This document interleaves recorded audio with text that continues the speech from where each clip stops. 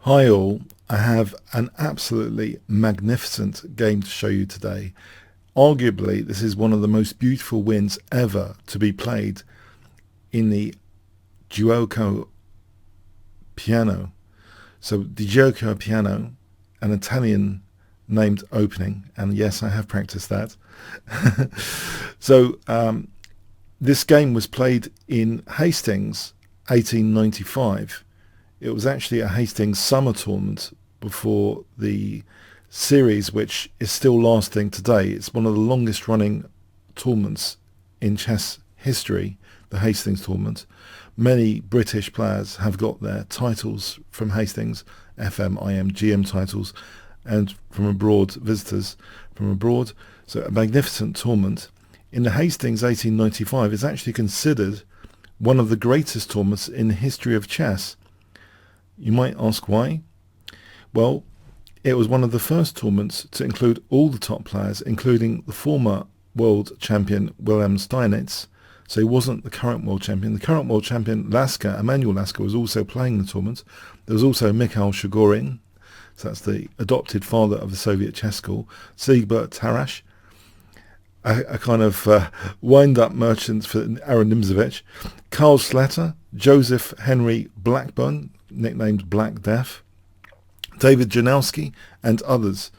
The result of this 22-game round robin was a shocking surprise.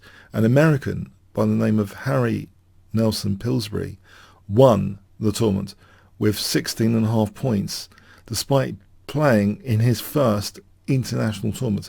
So it's really got a fantastic place in history, this game, and it is also a fantastic game in its own right. So a total double whammy, and I feel a certain weight of responsibility to try and carefully analyze it today with you guys. So let's have a look.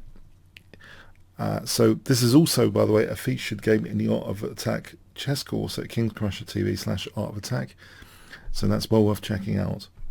So e4 from Steinitz. Kurt von Bardelben played e5. We have knight f3, knight c6, bishop c4. And now when black plays bishop c5, we do get the Giuoco piano. So it's when black plays bishop c5. We have c3, a very logical move to go for d4 with tempo against that bishop. Black plays knight f6. We have d4, ed, cd, bishop b4 check, knight c3, and it's thought best nowadays to play knight takes e4 here. This is thought to be a fairly stable position, just to take this pawn. For example, here black takes on c3. Yes, it is giving up the dark square bishop. Maybe white's best is d5 there, but after bishop f6 this should be about equal. And in fact, you know, for example, rook e1 is a game Ian Rogers, the Australian Grandmaster Ian Rogers, against David Ovick in 1995, which ended in a draw. It was a very violent game, by the way. It's well worth checking out as well, but that one ended in a draw. But okay, so in this particular game we see d5. Now, Kurt von Bardelben was maybe playing for pawn structure. It is potentially isolating white's queen's pawn. And we should all know about isolation right now. So isolated queen's pawn could emerge from that, but the king is still in the center right now. Isn't this e-file going to be dangerous? So it's a little bit of controversy around this move d5. Now Steinitz does take that, knight takes d5, and here plays a fantastic move. He doesn't worry about the pressure on c3. He plays a super dynamic castling move.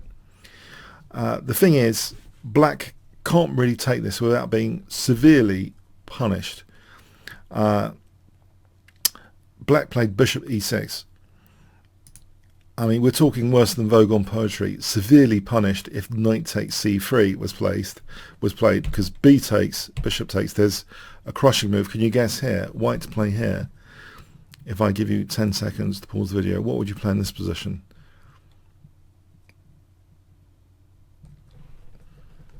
Please don't tell me you're going to move the rook. No, queen b3. It's celebrating the king really in the center. And after bishop takes f7, we've got a crushing cooperation on the light and dark squares here. And in fact here, bishop g8 threatens now queen f7. And here, rook e1, and the pressure on e7 is huge. So that will just be winning the queen, or even worse, forget taking the queen, just queen f7, checkmate as an example. So yes, slightly bad idea for black to take here. Yeah, queen b3. If something else, you might want to just, for more evidence here, bishop takes here, and then again bishop a3. Yeah, this is a recurring theme. Here, actually rook fe1 to threaten rook e8, and taking, and this is a huge position for white. So anyway, black played the relatively more solid move, more solid, bishop e6. We have a really fantastic move again now being played, a fantastic tempo gainer, bishop g5, trying to encourage weaknesses maybe. You might consider f6 as a candidate move of some sort, but black played actually bishop e7. It's no good to try and attack the queen here with knight takes c3. That would just leave the queen and bishop attacked. And you might think, well, bishop e7, but the thing is d5. And this is horrendous for black. After bishop takes, d takes, white ends up with a huge advantage in all the variations there. Let's just recap there on d5. Bishop takes. Yeah, d takes, there's nothing really. If f takes, then queen b3 is probably the strongest, and queen takes b7. The black pawn structure is shattered. So after bishop g5, you could also look at f6 for a moment, but f6 does weaken the e-file, and after rook e1, all the roads lead to a big advantage for white. This is just a horrible structure for black potentially, if f takes g is played, and queen b1 is a strong move here, looking at b7.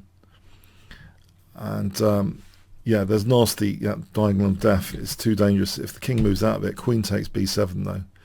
So big advantages there on f6. Just have a look at that again. If king f7, even worse. Can you see what white plays here? If I give you 10 seconds to pause the video, white to play here. Okay, black is not at all solid. So unsolid, in fact, black's position is evaporating as if it was a liquid. So rook takes e6. I did make that up just now. And then knight takes d5. Yes, that's evaporation of the black position. And knight takes b4, check. So yeah, f6 we can say quite safely. It leads to very, very bad things. Queen d7 is probably one of the more solid moves though. Knight takes. Here, queen b3 might be a radical way of trying for an advantage for those technically interested. This seems to be, on my analysis, a bit stronger than knight e5. If bishop takes, queen takes, and it leaves black maybe with a disadvantage. Yeah, that white's definitely like better there. If black castles here, rook a1, a6, bishop d5, and here, technically white has a small advantage. But if supercomputers were playing this, yeah, I think there'll still be maybe some winning prospects potentially. But yeah, by far that represents the most solid reply here, it seems, to play this queen d7 at move 10. I think that represents the most solid possibility for black to really stay in the game. But we see bishop e7, and now the king's still in the center. And can actually white get an advantage by absolute force with best play? I mean, that's a kind of theoretical scientific question in a way. And I want to try and see if I can scratch the surface of that as well here. White played bishop takes d5. This is interchangeable. Either knight takes or bishop takes. We're going to end up with this position. So knight takes, queen takes. And we end up with this position. Bishop takes e7. So clearly the king doesn't want to take. So we have knight takes. So we've got a nasty pin here after rook e1. So we reach this critical juncture at move 14. Now black here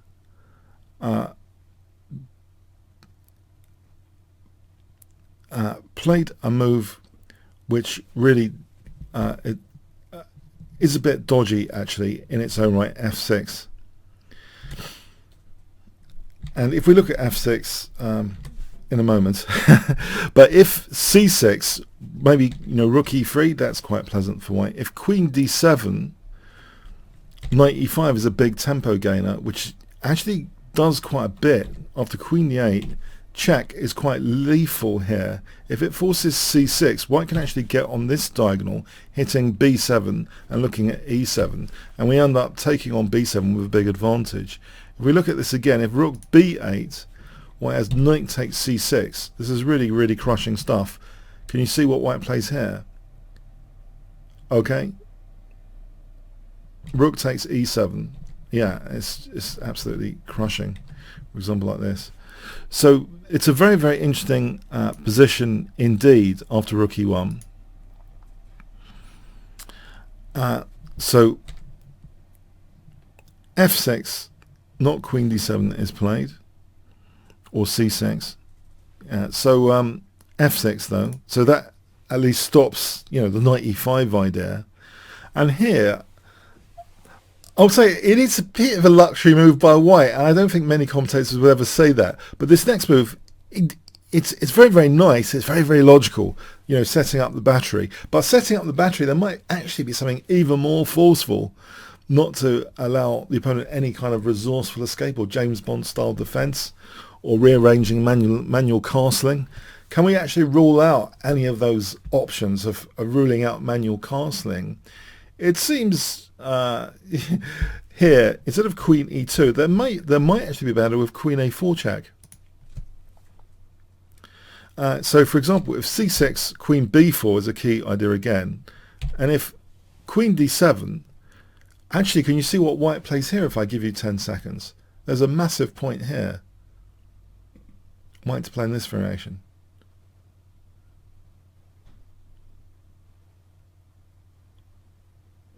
Okay, with the king still in the centre, bang, rook takes e7, and now rook e1, yeah, pinning the queen. So yeah, this is actually really annoying. If on check, queen d7, again queen b4, and if king f7, queen takes b7, this is definitely leading to a significant advantage for white, this kind of stuff. The queen can rearrange itself nicely on c2, rule out the use of the b4 square. It's a nice advantage for white there.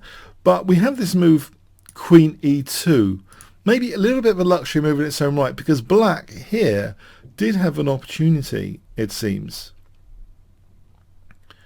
potentially, to score still a solid position. After queen d7, coming up here, white now plays rook ac1, and black played a super luxury move, c6.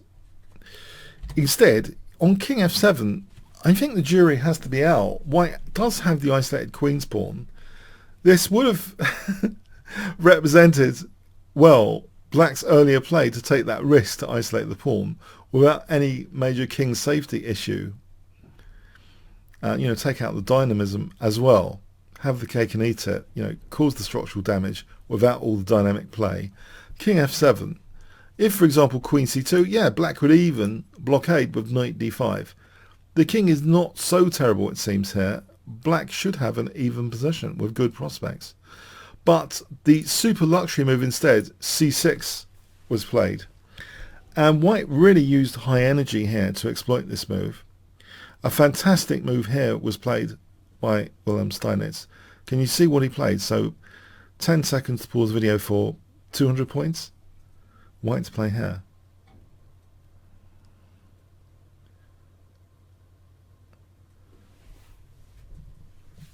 Okay. d5, it really vacates that parking space square, d4, to get a nice pivot into e6.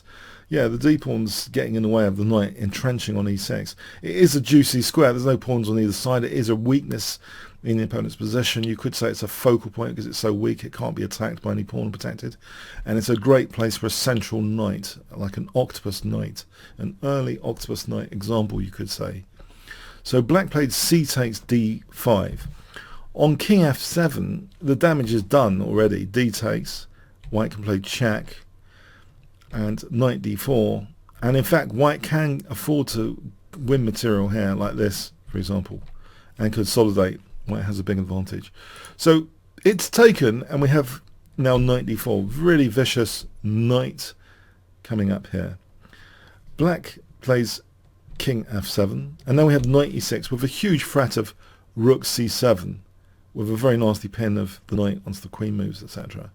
We have a move which tactically may be banking on white's cheekiness, that no heir has been made for the king here. The king, there's a back row weakness here, potentially. So should white be permitted here, should white be given the license to be conducting active operations without even securing even a little bit of heir for the king, you might argue. And so maybe that was in the back of Kurt von Balzben's mind. He can get away with this position, rook c8. He plays that rook. On rook a8, this is a lot worse. Queen g4, looking at g7. For example, knight f5, queen takes.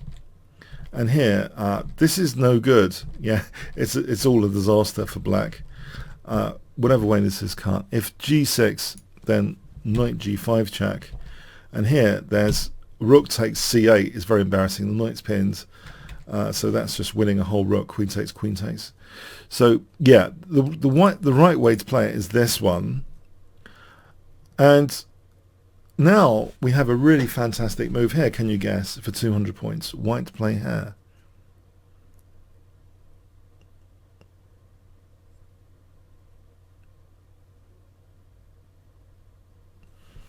Okay, queen g4. Okay, so black is having to respond, it seems, to g7, so he played g6. If he took, and he doesn't, then queen takes, and actually the white doesn't play taking there, because white just plays the mate in one. So that would be a bad idea. So queen g4, g6.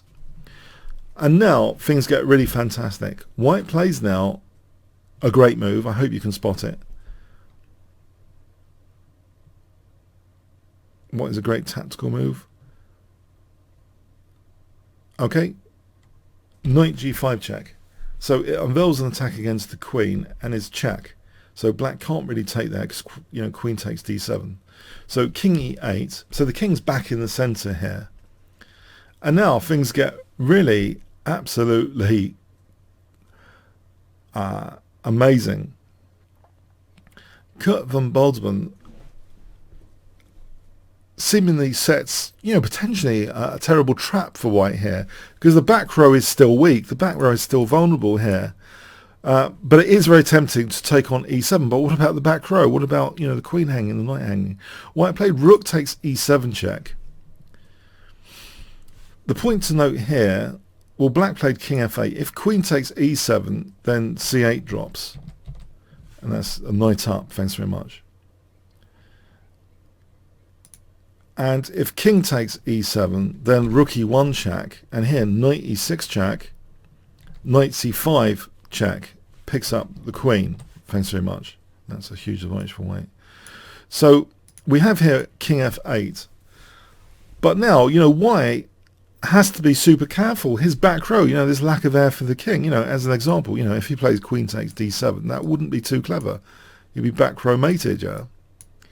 So how does white get out of this after king f8? Well, you know, Steinitz did say, look at that quotation now I've carefully selected for this game. I am fully and entirely concentrated at the board. I never even consider my opponent's personality. So far as I am concerned, my opponent might as well be an abstraction or an automation. William Steinitz. And it actually Magnus Carlsen, I have to say, said a similar thing I've read recently, that his emotions are outside of himself. So these top guys, these world champions, I think they know how to mitigate their any distractions, whether it's their own internal distractions or the opponent's distractions. So he's totally immersed. You can imagine this bearded genius in total immersion here, concentrated at the board. And definitely he's going to play one of the greatest combinations he's ever played in his life here to sort out this back row issue. It's more than annoyance. Can he actually win given this back row issue? So in this position, he plays actually a fantastic move. Can you guess what he plays to start off with? If I give you 10 seconds to pause the video here, starting from now.